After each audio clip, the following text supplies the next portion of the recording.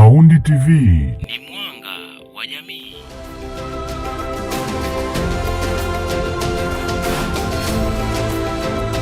Karibu msikilizaji na mtazamaji wa Mahundi TV kusikiliza story nzuri kuhusu Mwalimu Julius Kambarage Nyerere, baba wa taifa la Tanzania.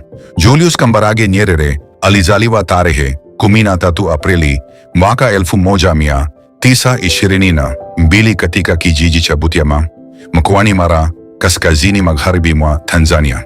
Alikuwa mtoto wa Chifu Nyerere Burito wa kabila la Wazanaki. Jina Kambarage alipewa kwa mujibu wa mila za Wazanaki na lilikuwa na maana maalumu katika utamaduni wao. Akiwa mtoto, Nyerere alikulia katika mazingira ya kijijini yaliyomfundisha umuhimu wa mshikamano, kazi na kuheshimiana. Maisha ya kijijini yalikuwa sehemu muhimu iliyomjenga kuwa kiongozi aliyethamini usawa na maendeleo ya watu wa kawaida. Elimu yake, Nyerere alianza elimu ya msingi katika shule ya Mwisenyi karibu na Musoma. Kutokana na juhudi zake katika masomo, alichaguliwa kuendelea na elimu ya sekondari katika shule ya serikali ya Tabora, mojawapo ya shule bora zaidi wakati huo. Baadaye alisoma katika Makerere University nchini Uganda ambapo alipata diploma ya ualimu. Alifanya kazi ya kufundisha na ndipo akapata jina la mwalimu ambalo lilibaki kuwa sehemu ya utambulisho wake maisha yote. Mnamo mwaka 1949, Nyerere alipewa ufadhili wa kwenda kusoma katika University of Edinburgh nchini United Kingdom. Huyu alikuwa Mtanzania wa kwanza kusoma katika chuo hicho. Alipata shahada ya uzamili katika historia na uchumi wa kisiasa, elimu iliyompa uelewa mpana kuhusu siasa, utawala na maendeleo ya jamii. Kuingia katika harakati za uhuru baada ya kurejea Tanganyika mwaka 1952, Nyerere alianza kushiriki kikamilifu katika harakati za kudai uhuru kutoka kwa wakoloni wa Uingereza. Wakati huo Waafrika walikuwa na nafasi ndogo katika uongozi na maamuzi ya nchi yao. Mwaka 1954 alibadilisha chama cha Tanganyika African Association na kuanzisha Tanganyika African National Union TANU. Chama hiki kilikuwa chombo muhimu katika kupigania uhuru wa Tanganyika. Kwa kutumia hotuba, mikutano na diplomasia, Nyerere aliwahamasisha wananchi kuungana bila kujali makabila yao. Alisisitiza kuwa umoja wa kitaifa ulikuwa muhimu kuliko tofauti za kikabila na kidini. Kupatikana kwa uhuru wa Tanganyika, juhudi za TANU na Nyerere zilianza kuzaa matunda. Tarehe 9 Desemba mwaka 1961, Tanganyika ilipata uhuru kutoka kwa Uingereza, huku Nyerere akiwa waziri mkuu wa kwanza wa taifa hilo. Mwaka uliofuata, Tanganyika ikawa jamhuri na Nyerere akawa rais wa kwanza. Uongozi wake ulianza katika kipindi ambacho nchi ilikuwa changa na ilikabiliwa na changamoto nyingi za maendeleo. Muungano wa Tanganyika na Zanzibar.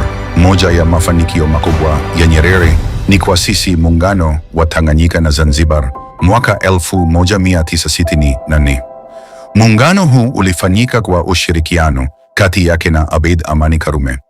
Tarehe 26 Aprili 1964, nchi hizi mbili ziliungana na kuunda United Republic of Tanzania. Muungano huu umeendelea kudumu kwa miongo mingi na ni mfano wa kipekee wa umoja barani Afrika. Sera ya ujamaa na kujitegemea. Mnamo mwaka 1967, Nyerere alitangaza Arusha Declaration, waraka ulioweka msingi wa sera ya ujamaa na kujitegemea.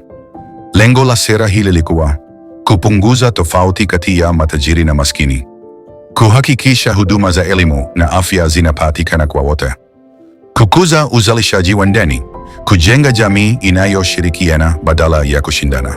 Kupitia sera hizi, shule nyingi, vituo vya afya na miradi ya maendeleo ilianzishwa. Ingawa sera hiyo ilikumbana na changamoto za kiuchumi, ilisaidia kuongeza upatikanaji wa elimu na kuimarisha umoja wa taifa. Mchango wake Afrika. Nyerere hakupigania Tanzania pekee.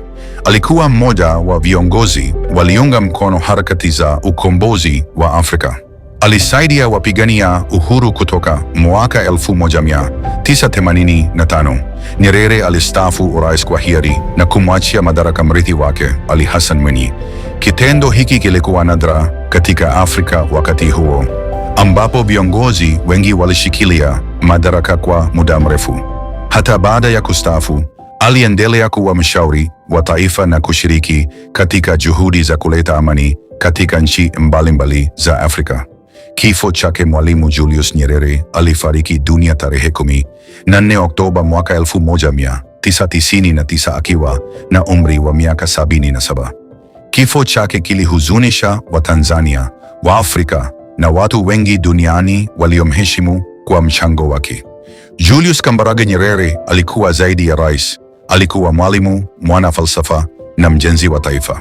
Aliweka msingi wa umoja, amani na utambulisho wa Tanzania ambao bado unaonekana hadi leo. Asante sana msikilizaji wa Mahundi TV. Share, like, comment and subscribe uwe mwana familia wa kwanza kupata story mpya.